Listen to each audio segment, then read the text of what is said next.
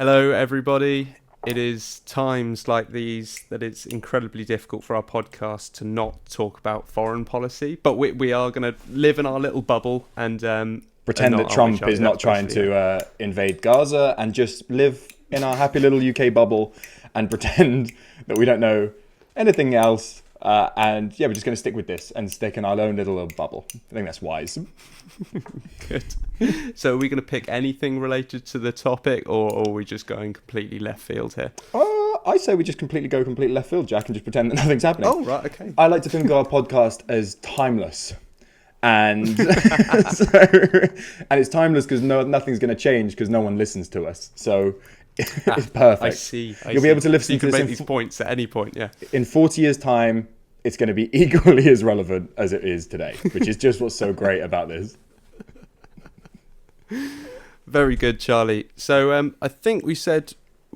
Wait, have we introduced the topic? No, we haven't introduced the topic at all. all. No, we have not. No. Right. So see you later, everybody.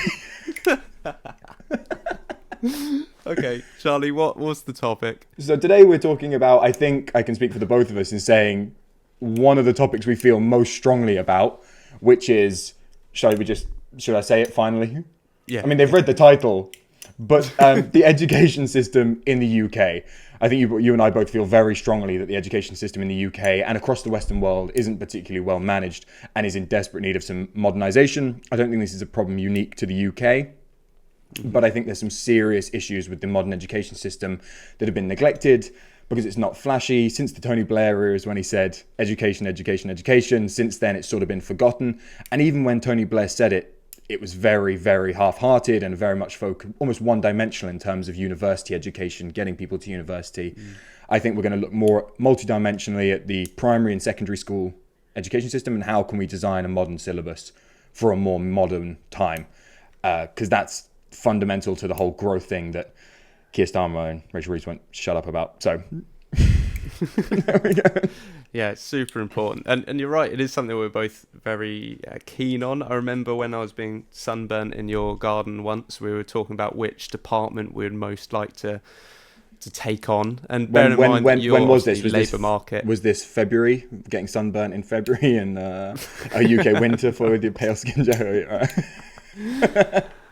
No, this was before or after one of our extreme holidays. But yeah, we were talking about which department we would want to take control of. And bearing in mind you're so labour markets, I'm more transport economics at this stage. You would imagine I would pick Department for Transport, you'd pick, I don't know, Department for Work and Pensions or whatever. But no, we both went Department of Education. Well, something the best way of getting a job in a particular department in the UK government is to not be an expert in that department. So my sort of theory was to do something very, very different to what I actually want to do. Because my logic is that that's more likely to get me a position in the department I want, given the functioning of the civil service. So yeah. Very strategic of you. It's an interesting way the UK 3,000 labour market works. 3,000 IQ move. I'm really exploiting that skill mismatch. Yes. So what I was thinking was a good start, Charlie, is if I know that you've got a list, I've got a list, so maybe just a quick rundown. Absolutely. And then we can get into it. Yeah, this is a big topic, so let's just sort of do a rundown. So I've got 5, and they're all focused on building a broader education system, which is more fit for purpose in the 21st century. So the first one is that I would introduce a new subject called PPE, which would essentially focus on economic, political, and philosophical literacy, which is so important in the modern age. I'd also have a subject focusing on financial and business innovation literacy, an increase in the focus on physical education and PE, which I think has been lost, an increase in funding for the arts, teaching, as well as longer school days. And those are sort of my 5. Other stuff, and this is for secondary school education. I think we're mainly focusing on secondary school this episode. We can do a primary school episode possibly later. Yeah, nice one. So what about you? What do you got? Sorry, you cut out on my oh, did screen. it? Oh, okay. Anyway, yeah, I've only got 3, nice and simple. I think we need to modernise, we need to develop character and non-examined attributes more, and I want to create a career pathway resource. Perfect. Which all right. I'll explain later. Yeah. It's difficult not to sort of go into the depth when you sort of, But we've got to learn to become more concise and snappier, because that's what the modern we're going to get on TikTok and do all that BS.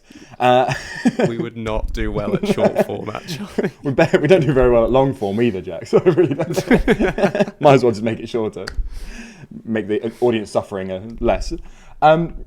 Okay, so should we Charlie, just get started? start us off with this new subject PPE that everyone's already heard of. Yeah, so I think this is the thing that I am most passionate about and feel the most strongly about in terms of the education system currently. So it goes all down here from here. We've started with the best, so the podcast is going to get progressively more boring as we go along. Nice. My main idea is that we need to introduce a subject that essentially improves people's ability to understand economics, understand the political system in which they exist and vote. And also, additionally, I think we need a part of that incorporates philosophy, and it sort of builds on what you were saying about building character and things that are and leadership skills and resilience and things along those lines. So just to sort of steal the name from the degree PPE, politics, philosophy and economics, I would essentially make this a compulsory subject for GCSE that would be taught to students between year 9 and year 11.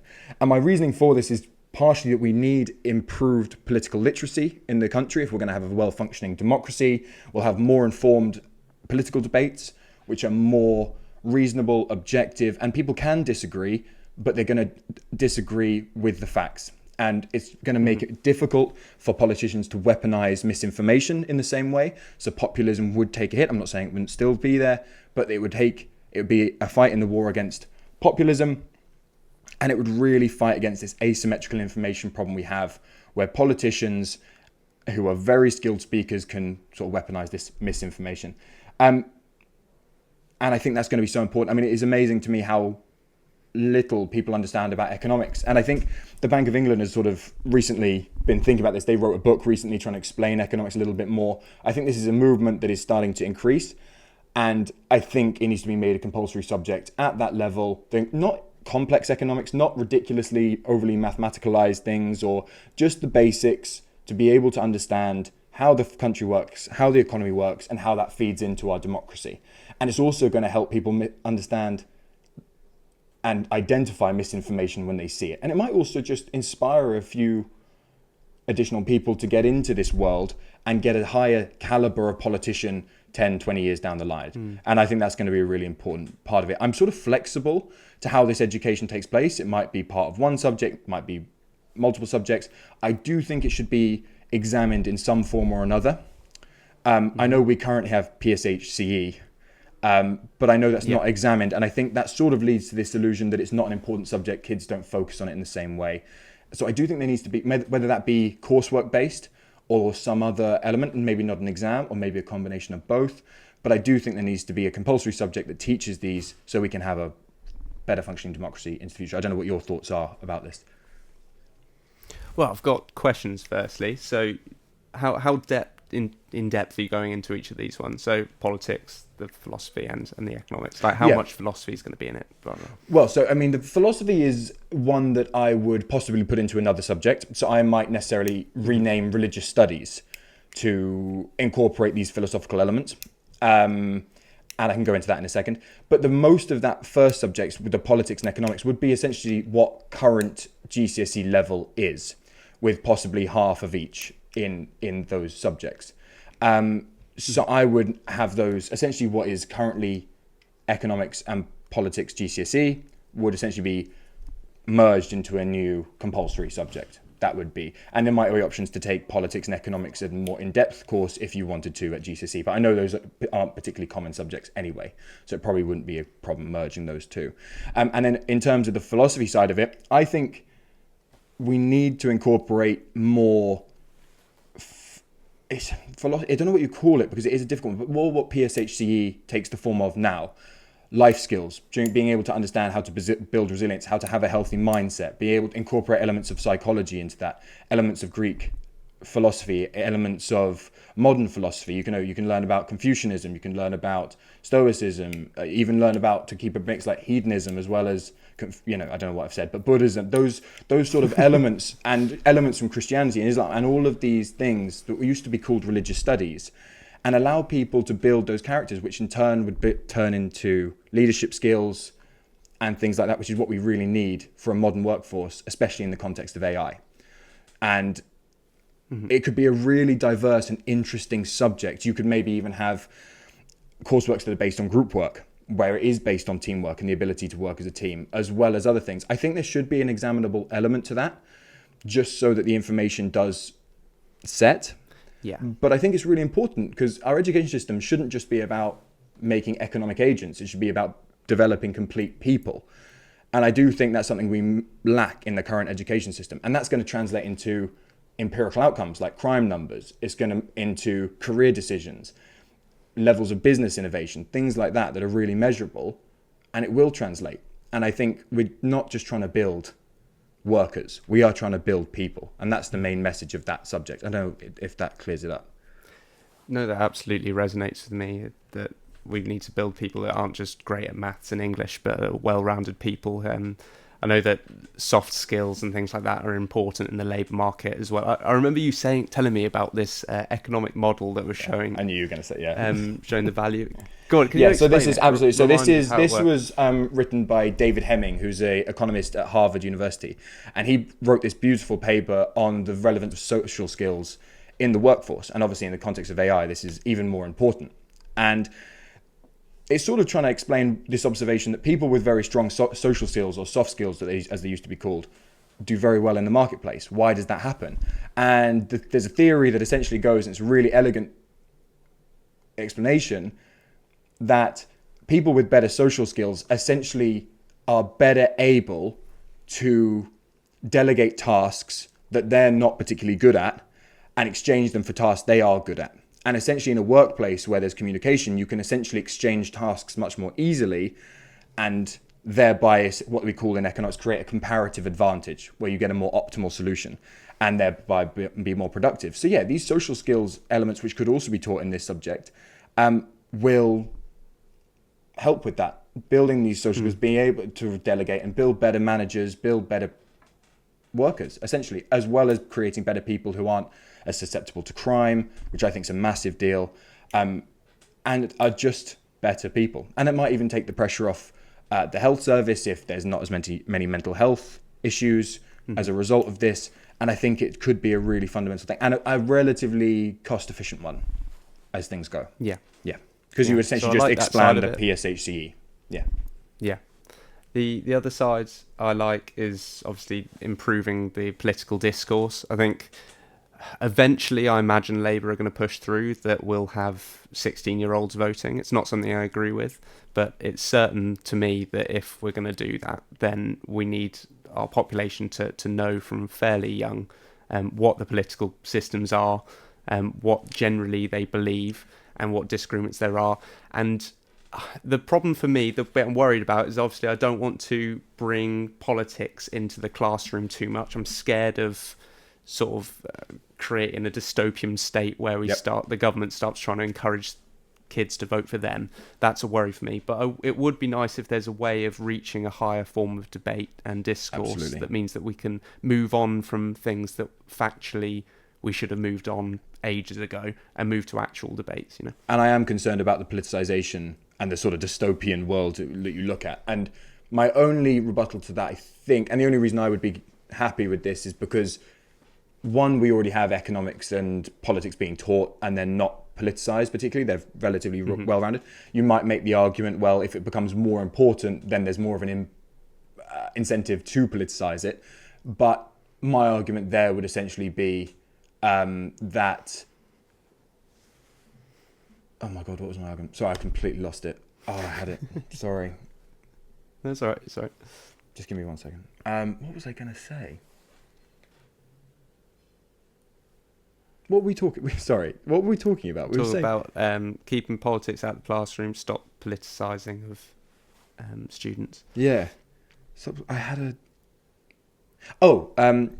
Yeah. My other reason would essentially be that it's going to be so difficult to get this across the line in general, because of political disagreements about that particular issue, that I think that's almost representative of the fact that no one would want the curriculum changed without their own input being heard. I think it'd be very difficult to get that. So there would be cross-party collaboration on that, I would have no doubt. And I don't think I think this sets a very dangerous precedent which wouldn't be allowed in a democratic truly democratic state like ours. So I think that would be my other thing that would make it a little bit more palatable. But I do understand the concern for that for sure. Yeah. And then I also liked that you were mentioning PSHE. It's a topic, it's a subject that I really felt was ignored. It's a super important topic. I just want to tell you that a little anecdote, which is that they stopped teaching about drugs and stuff at our school in PSHE at the exact moment that people started thinking about taking drugs. Like they would teach us from year 7 to year 9, and then from year 9 onwards they were like, you won't be taking drugs, we've already told you not to. So it was a subject that no one ever took seriously. The teachers themselves didn't really care about it because they weren't actually just designated PSHE teachers. They were like English teachers or maths teachers, and they had other things to think about. For sure. And the fact that it wasn't, like you said, it wasn't examined means that people didn't take it seriously. So I see that for me, there's a question of how much gets put into a new subject that is examined, how much is left in subjects that isn't examined but is still fundamental in the course, and how much is then integrated into other courses that already exist. You mentioned about philosophy entering religious studies.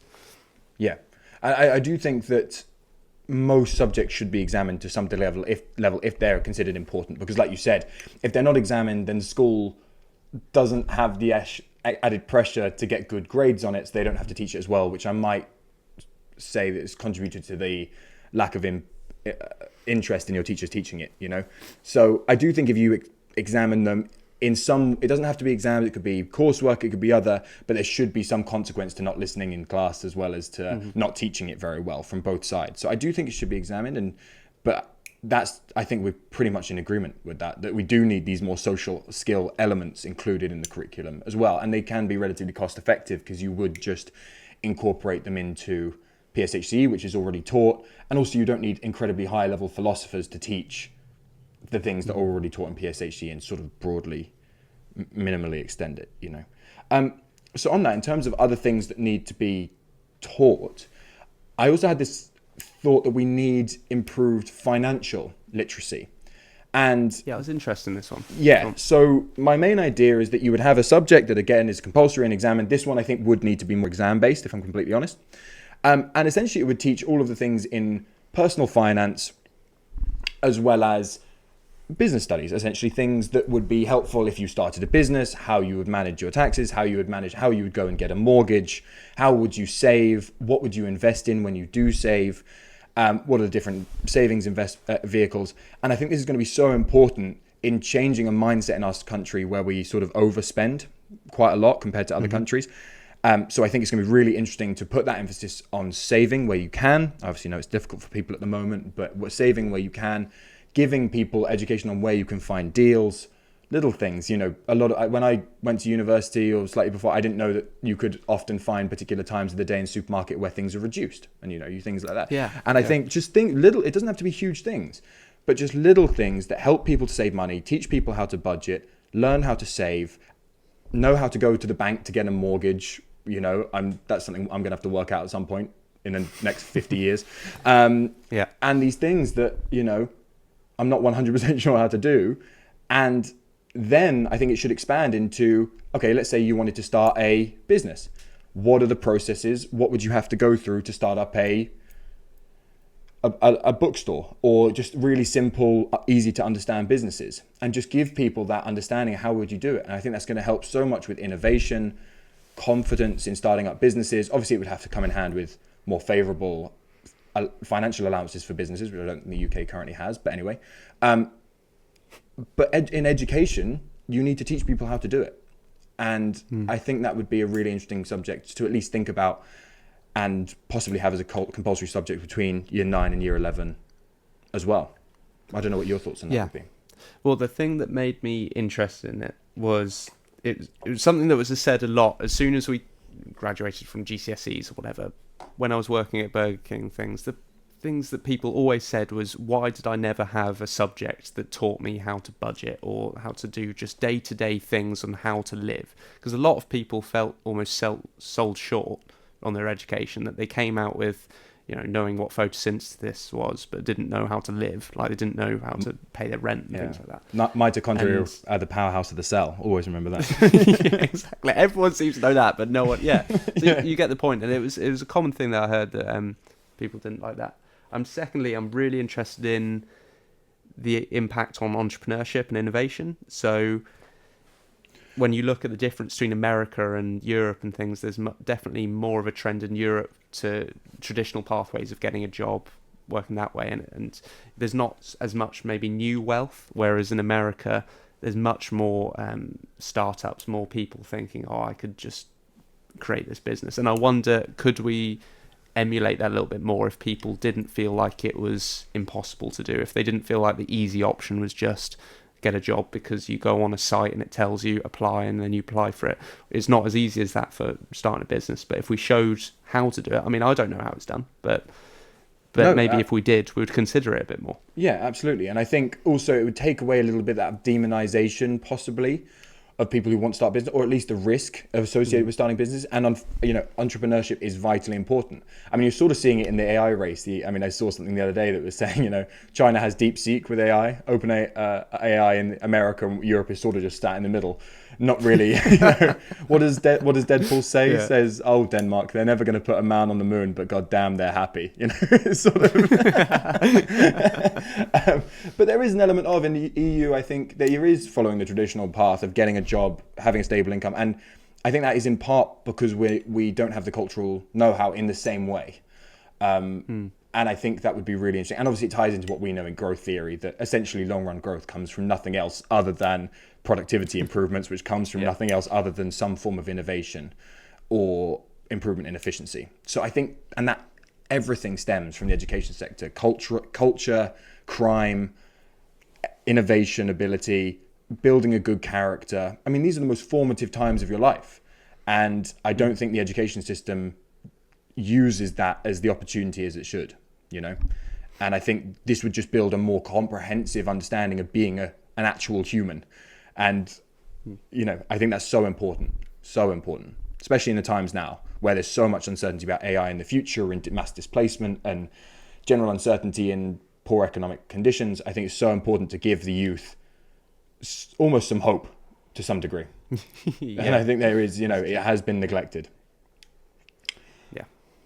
Cool. So what would you like to move on to your third one, which I believe is physical education? Okay, yeah, for sure. So as part of what we've basically been talking, the other thing I really think we should do is increase the emphasis on physical education. And, I don't understand why this fell off.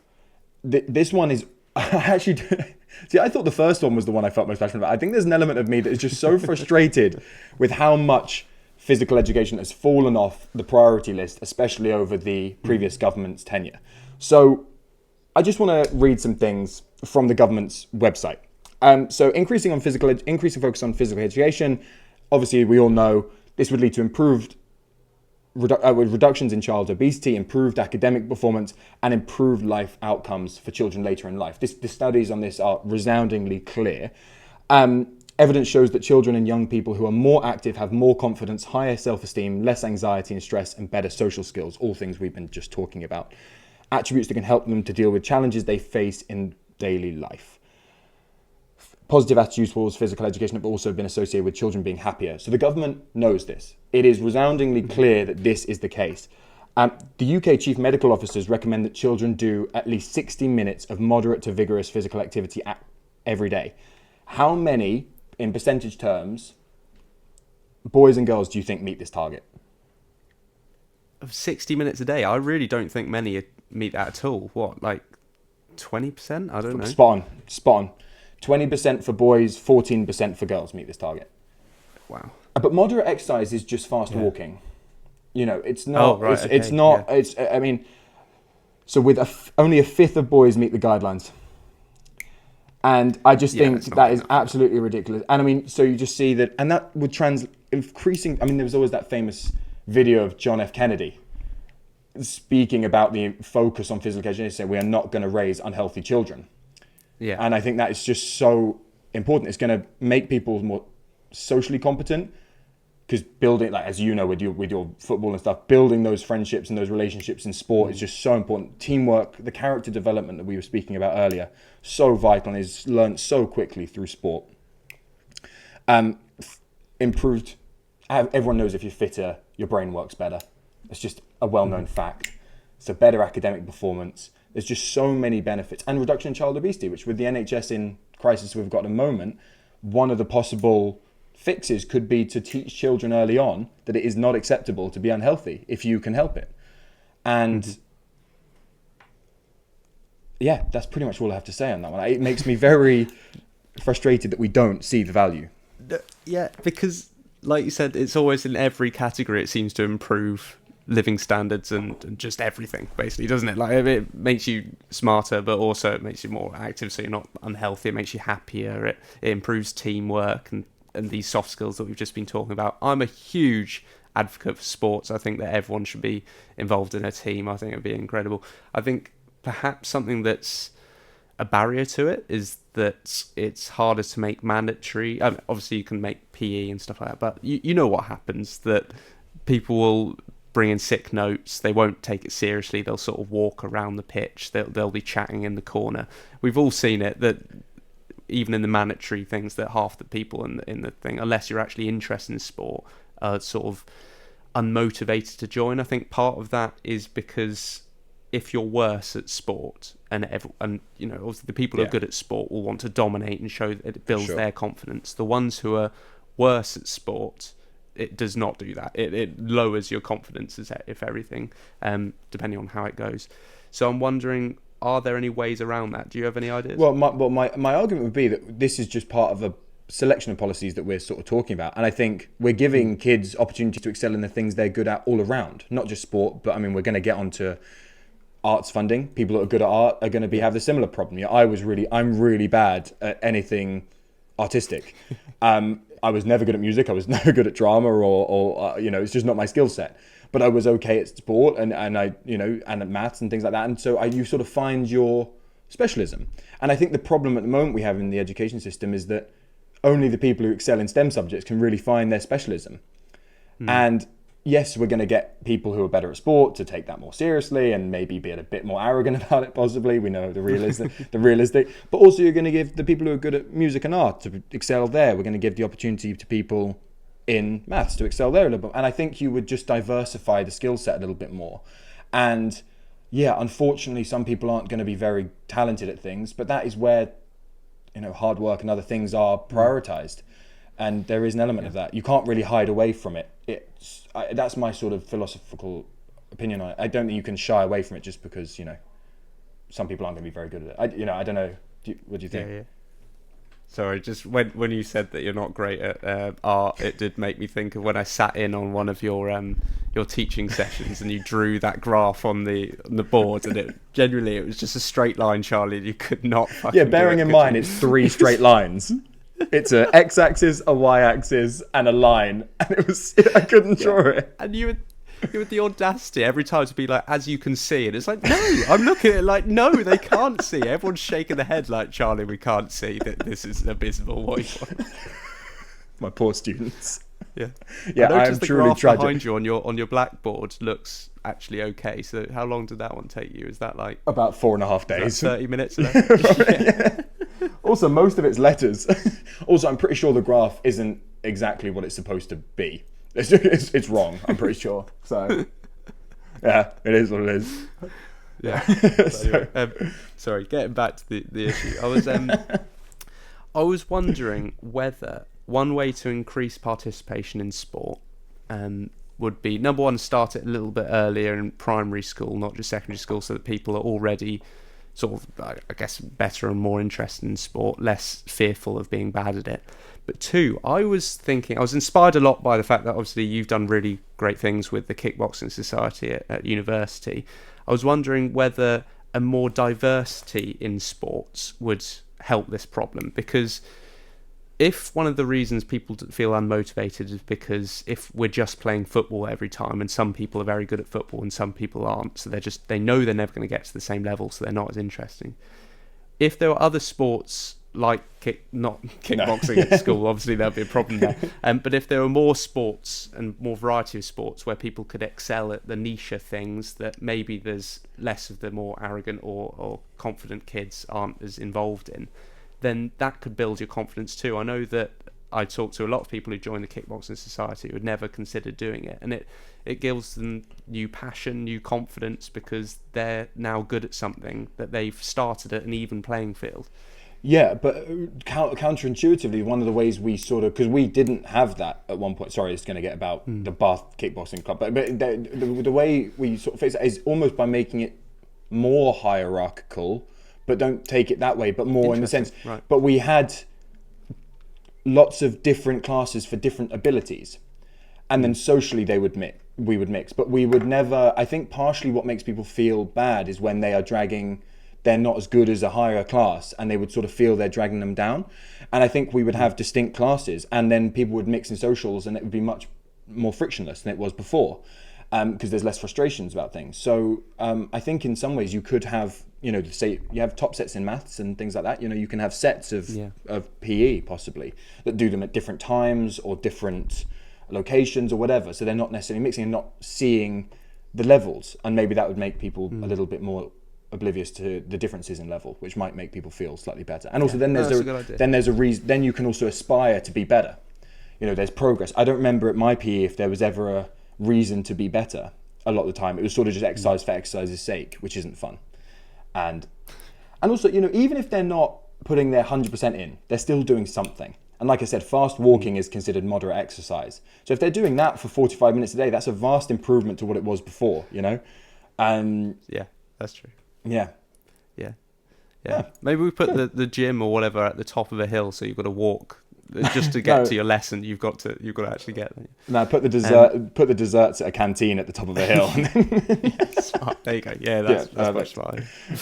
Yeah. Can I talk now about extracurricular clubs? Absolutely, perfect timing. Yeah. So I think this segues quite nicely, because sports are obviously one of the main extracurricular clubs people do. I think we're going to get later on, we're going to talk about whether we need a longer school day, but I think something that could maybe fill that plug is to have more emphasis on extracurricular activities. So for me, these could be non-mandatory activities, but where the structure of them is much more advanced. It's not just we have like a debate society, or we have this club that plays football every so often, or we do this and that, but actually it becomes more of a structured us versus other schools, we go on trips to other parts of the country maybe, and it builds more of a team ethic with a competitive edge. And I'm thinking it could be a wide variety of things, like design competitions. Like I know at university you've got the equivalent of like building like a little robotic car that has to compete at challenges or whatever. Yeah. But I'm thinking even design of like each year there's a fashion design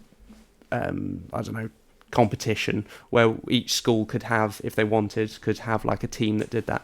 And what I like about that is that it develops the soft skills of working as a team. You'd have to have a leader. It could even be tilted towards the more creative things of having like a fashion design based thing, but to make it more competitive so that it is part of a structured thing against other universities would add an emphasis on it actually matters, and it would become part of, I stay behind after school because I'm interested in being part of this team and I see that we're improving, and it is something I can put on my CV later. I don't know. I think it would build people's confidence in themselves. Idea. And inevitably that would become part of, university applications, UCAS, things, apprenticeship schemes. They would be interested if you were part of those teams and had developed teamwork and things like along those lines. I think it's a brilliant idea. I mean, you could have things like even baking competitions. You could have debating competitions, which I think for us would be very interesting. You can have Model UN, which is what obviously you see at university, a lot of diplomatic stuff. Absolutely. And that would all be alongside the sports side. I mean, obviously painting and arts and music and things along those lines as well. But yeah, I think it's an absolutely brilliant idea. I think this sort of leads on quite nicely to school days, if you wanted to talk about, or do you want to do arts funding? Yeah. Ooh.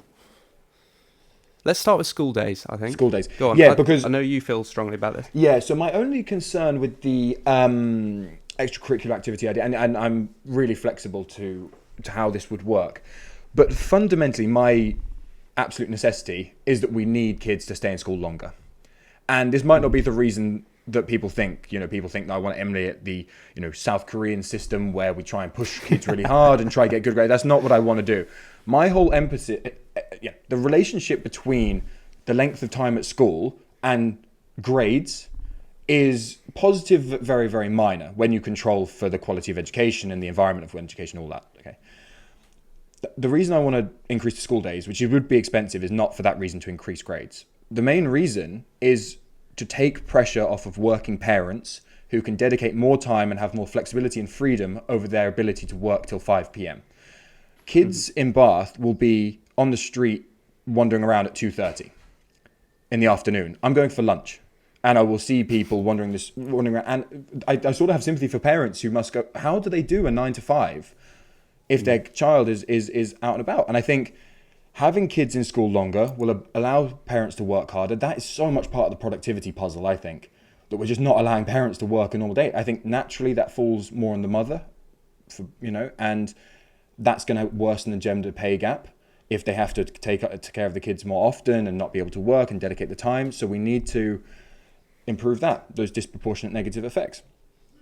I also think that it's going to reduce crime, because I think so much of the current problem we have with crime is that kids don't necessarily, one, have a purpose in the same way, and also that they are allowed to wander around without supervision for quite high proportions of the day, which naturally, when you're a kid, you do get into trouble. And I do think that's a really big problem. I don't want kids falling into influence of gangs or other nefarious influences. And I think that's a massive problem. So increasing the length of the school day is not about increasing grades. It's one, to give us more scope to implement the changes that we've just spoken about, to allow for more financial inclusion, financial literacy, to allow for more politics and economics discussions, to allow for these extracurricular and sport that you suggested. That's my emphasis. And I don't know if extracurricular, making that voluntary, sort of negates some of those efforts. And there's an element of, maybe we have those extracurricular activities, but they're optional, but they're compulsory, that you have to do some. Maybe that'd be the way. Maybe that's the way you do it. Because like you said, if you're more musically talented than I think everyone should do sport, number one. But if you're more musically talented, then you also you can choose to do the music class. But if you're more sporty, you can choose to join a niche sport or something. Or if you're more academically inclined, you go debating, and you make it voluntary that way, possibly. And does that work, do you think? I think that makes sense. Just want to echo what you said, that I genuinely don't know how parents do it sometimes, in terms of if the school day finishes at 3:30. I mean, so my housemate said the other day that his school day finished at 2:30. I mean, that's ridiculous. Like you say, what are kids doing? Just wandering about? I live on essentially the main high street in Bath, and there's a McDonald's right outside. If I'm wandering back at lunch, they will all be out there. And I know for a fact they don't go back, because I'm wandering back at like 2:33 for lunch and stuff, and then they will be wandering around. I just feel sorry for everyone involved. I feel sorry for the kids that they're not getting pushed intellectually, or they're not given that sort of opportunity to progress in other ways. And I'm sorry for the parents, because I don't know how the parents do it. I'm sort of sorry for the schools as well, because they might not have the funding to do it. And I just think it's an all-round relatively sad situation, and I think it needs to be fixed, because there's so much missed opportunity and missed potential there. Because kids are super talented, and that's the time in their life where they can develop and grow and socialize in a more healthy way without them sort of just not having anything to do, which, as we know, gets people in trouble. But I think people would agree with that if we weren't pushing the kids too hard, and you could have another second break in the day. You could make the day less intense, but just longer. Because so much of it isn't the added stuff you're putting in; it's the time that parents can spend. So if you were to just essentially say, well, okay, what's the added cost of this? Because this is the biggest concern, that this is going to cost an absolute fortune. So I've got an estimate. I'm going to tell you my assumptions, and you can sort of rip it apart or whatever. Okay. So I'm assuming that essentially the school is open currently from 8 till 5, but the kids are only there from 9 till 3.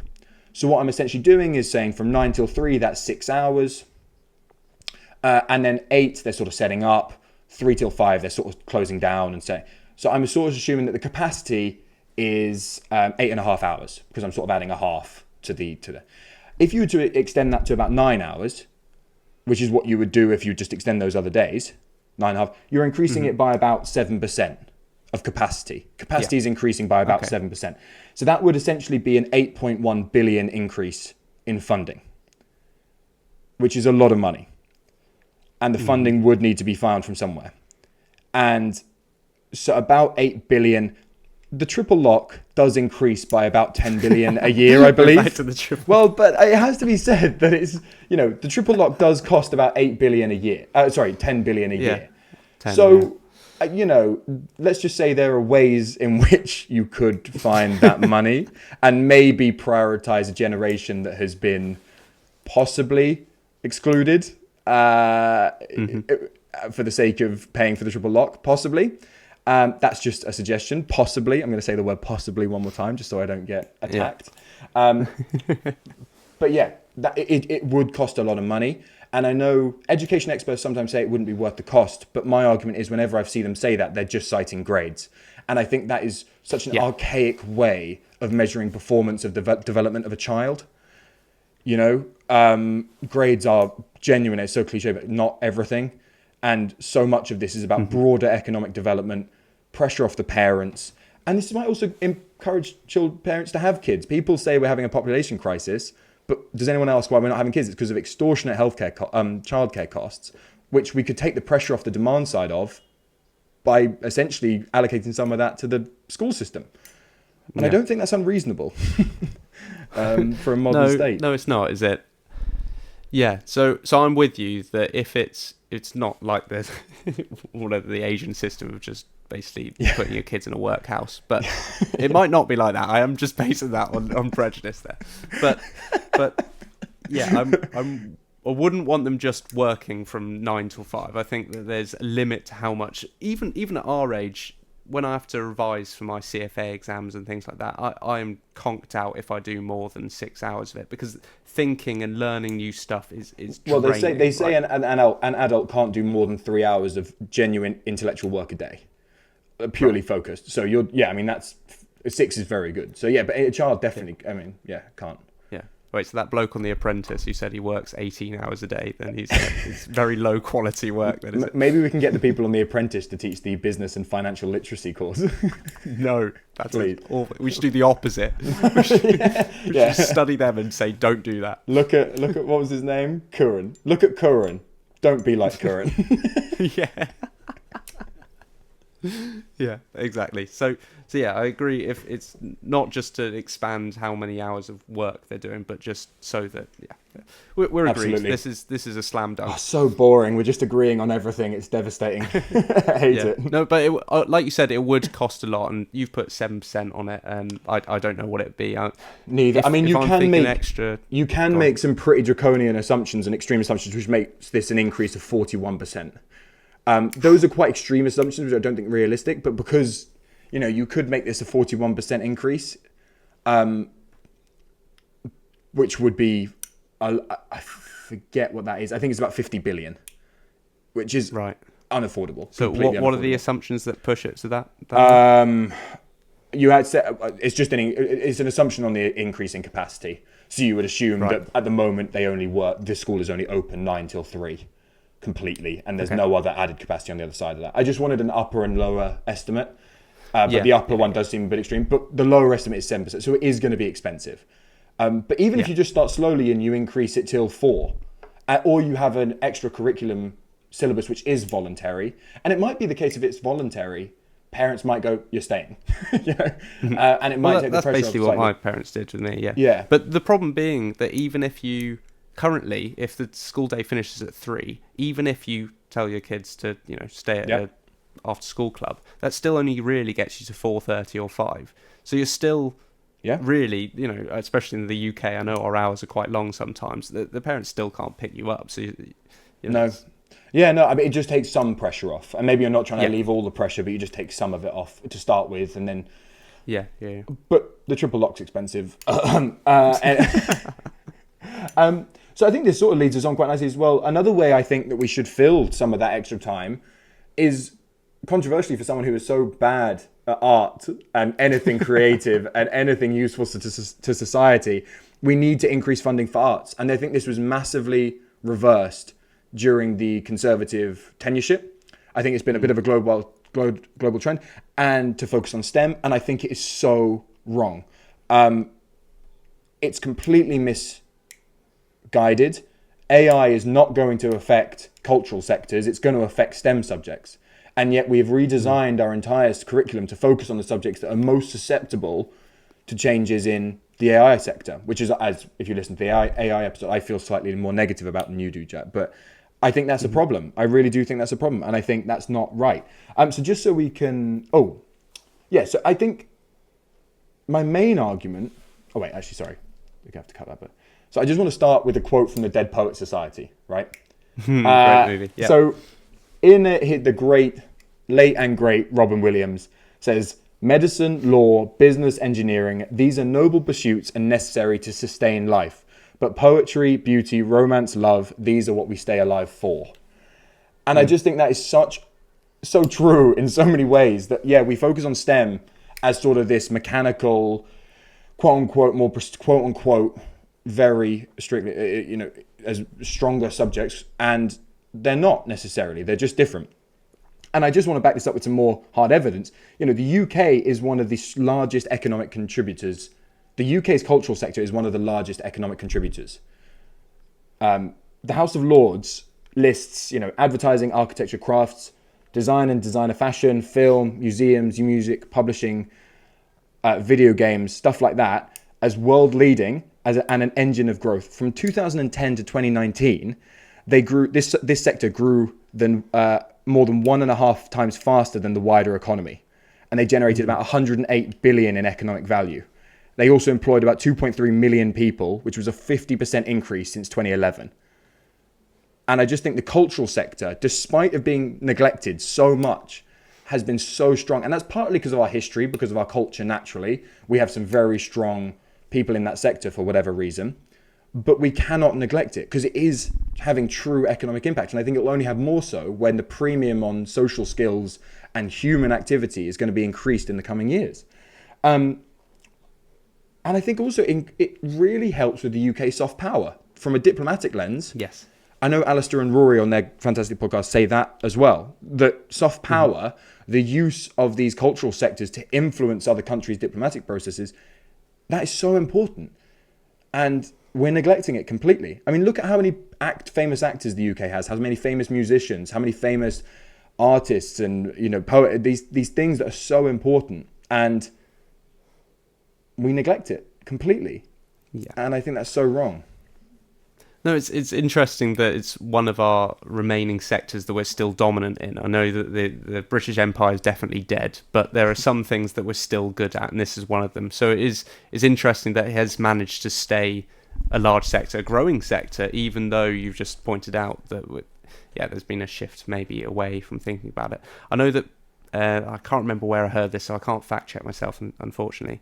But I heard that the extracurricular stuff are basically picking up the slack of the mandatory stuff being taken away. And I don't know how long that can last and whether that's the optimal way of doing it. I would say no. I think I agree. Clearly when it is such a strategic sector, and it's not just, it shouldn't be seen as just something for fun or whatever, but actually these are not just, obviously, like you said, it's about living, that these things improve our lives in those ways, but also that this is a job for, it's going to be future jobs for the UK, is to be good at this culture sector. So it is both, isn't it? Absolutely. And I just think we almost owe it to the world as well, because we have done so well of it in spite of government support, that we need to continue to grow and to continue that developing our, and I think the goal of education should be giving children the best opportunity to find the thing they're best at and enjoy the most. And currently you will only find, let's say you're fantastic at playing flute or the saxophone or guitar, you would only find that out if, one, you had a proclivity to do it before, and two, you had possibly parents that pushed you in that direction. But if you had music as a more compulsory subject, you might find yourself fall into that slightly more naturally. I don't come from a family who does economics particularly. They're very politically involved, but they're not. But so I found myself in that partially as a nature of the school system. As a partial, if I was fantastic at art, I probably would have found out. I wouldn't have found out in the same way because you don't have that exposure, possibly. And I think the goal of the education system should be to expose kids in some level to all of these things, and then they can choose. But giving people just the option to choose isn't necessarily going to work out, because people just might not, because they don't have that natural proclivity immediately, but they might be good at it when they try it, you know? So I think we need, as a school system, to offer a broader range that then narrows as people get better at finding the things they're good at. Yeah. Yeah. One thing I was concerned about or interested in is how this links with the scheduling of timetables at school, because I didn't really give it enough thought, but apparently one of the reasons it's so difficult for people to be like a broad-ranged people who are good at both, you know, maths, English, and then also artsy stuff, is that the timetable of it becomes really difficult. Yeah. I don't know how they do it in other countries, because obviously other countries manage to somehow involve technical skills much more readily than we do. Maybe it's just everyone has to be more broad and do a bit of everything. But basically it seems like the problem here is that you've got to allocate teachers to classes, and if you get to a point in GCSEs where you've got to start picking classes, if most people who are STEM subject based only pick STEM stuff, so they sort of get clustered into that group and don't do artsy, and then the people who are artsy tend to do all the artsy product design and all that stuff all together, then you get a problem where it becomes really difficult to timetable the person who wants to do a mix of both, because they clash in terms of resources for the scheduling the teachers. Yeah. So I'm wondering, to meet these objectives, do you have to add an extra cost, which is you've got to again increase the capacity even beyond what on paper it should be, just because of the timetabling constraints? Quite possibly, yeah. I mean, you could maybe get around that slightly, but I mean, you do have to choose at some point. So maybe what you do is you start some of these suggestions go slightly earlier, especially the sport, music, art funding goes slightly earlier into primary school, where you essentially have to do it. So there's no issue with timetabling there. And then as you gradually get to GCSE, you've had more time and exposure to those things, so you have a more informed choice. Maybe that's what you do instead. And unfortunately, you do have to choose at some point. If you want to be good at anything, you do have to specialize a bit. But maybe you just give people more time and more scope beforehand to make that choice. And maybe that's a way around it. So how happy are you with when people have to choose their, narrowing down? I can't remember when we had to choose. I think it was year 9. Yeah, we went down to you 4 choose. Yeah, you choose in year 8, so you start in year 9, don't you? Too. Right. I don't know. I think GCSE should be less. I don't think you should get much choice over your GCSEs, if I'm completely honest. Oh, interesting. Okay. Yeah. Right. What? Right up until year 11. I think you should get a smaller choice. And I don't have this fully worked out yet, because there seems so much variance between schools as well. Like, I didn't have to do an art where some people did. Some people had to do music, drama, or art. I didn't have to do that. And I think that's a problem. Some people have to do a language. Some people do. I didn't. I had to do one language, but I know some people didn't.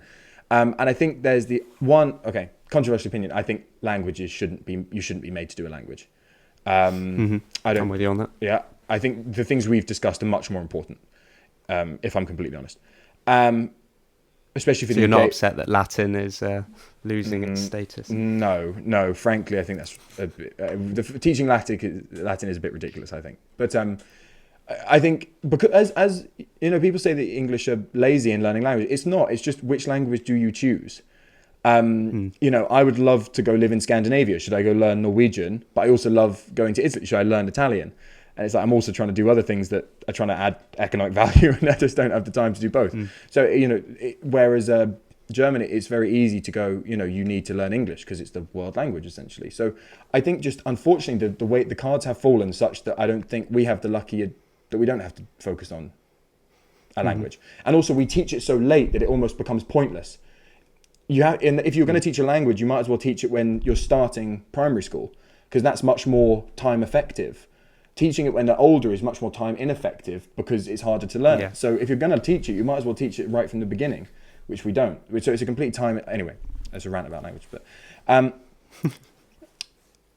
my argument is that I think you should have to do an art, humanity, and there should be some level of, and I think people should obviously have to do English, maths, science, to some whatever, double or triple science, and then I think we should have this financial literacy as well as this political and economic literacy subjects. So there'd be five essentially, if you 5, 6, 7, depending on how many sciences you do, compulsory subjects.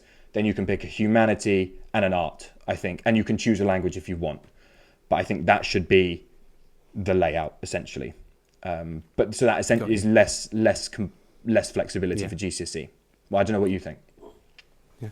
Well, where would technical courses come in? Do you think that should be left later, or like what? Where would things like construction or I'm trying to think of other one, engineering, I guess. I think those things should come in as they currently do in a college setting. But I also think we should, have more emphasis on things like woodworking and DT and things as an art that you could select at GCSE. So again, that sort of comes under the arts funding. Slightly learning these for me.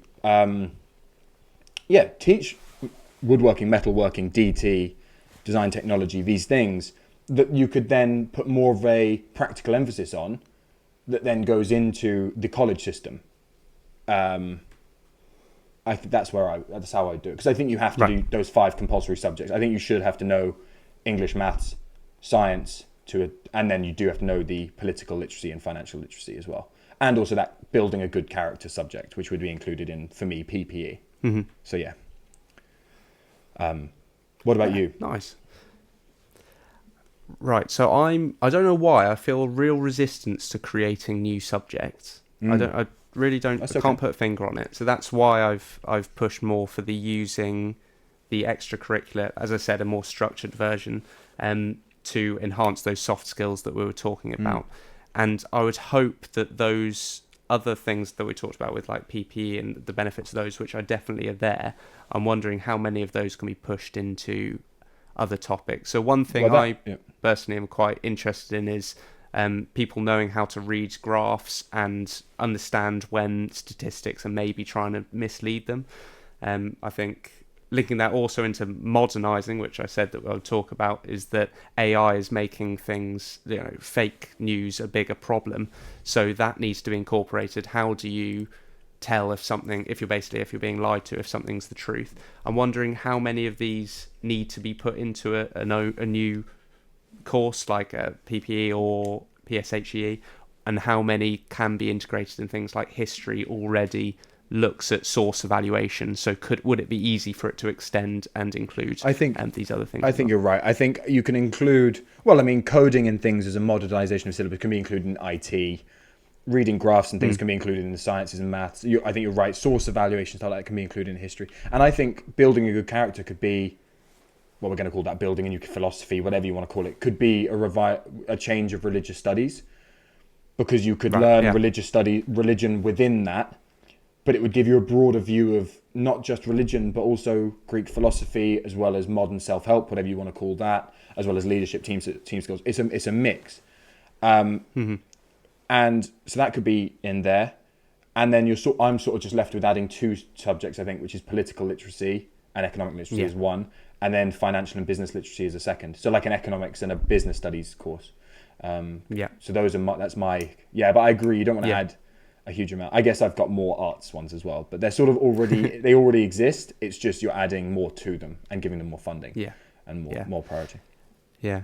And I think the same thing goes with, so I think that the education system needs to modernise to include more technology and AI and things like that. And again, I don't know whether that necessarily needs to be a separate course. I know that coding probably should be a bigger course now. That makes sense.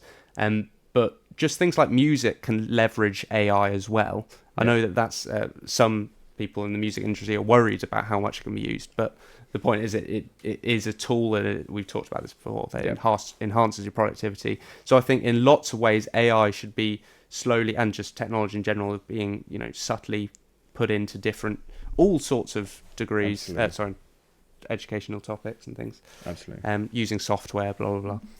Oh, and can I just say, to wrap this all up, can we just get rid of English literature? You're not a fan then. Oh. You just read from the Dead Poets Society, and now you're going to say that poems. No, it's only a joke. I just think English literature is taught so badly, but we need to. We'll talk about this another time. English literature should be given more scope for creativity. It's a creative, thoughtful subject. The rest is read for a million reasons, and if you think it's that way and you can explain it, then you're right. It's that's my thought. There should be much more creative license. It's not this is right, this is wrong. I love that the Curly's wife from Of Mice and Men, the red dress thing, whether that means that basically she's a prostitute basically or whatever. Where I love that basically has done the rounds. Like everyone knows that is the example of where English literature went too far. Yeah, I just and there's so much beauty in literature and poetry and artistic license, but English literature makes it so rigid that it makes it so unenjoyable. If you think that, whatever is symbolic of whatever, then you're right if you can explain it. Literature is personal, so I hate how it's rigid. That's my last defining. We should build complete people and not just people who can memorize particular things, Yeah, I'm on board with that. Should the description for this one be a valuable skill? Should the description for this one be Charlie hates English literature? Yeah, each topic now, the description could just be Charlie hates a new thing. Yeah. Before we end, Charlie, can I bring in my final thing that I would like, which is the career pathway resource. Oh my god, yeah.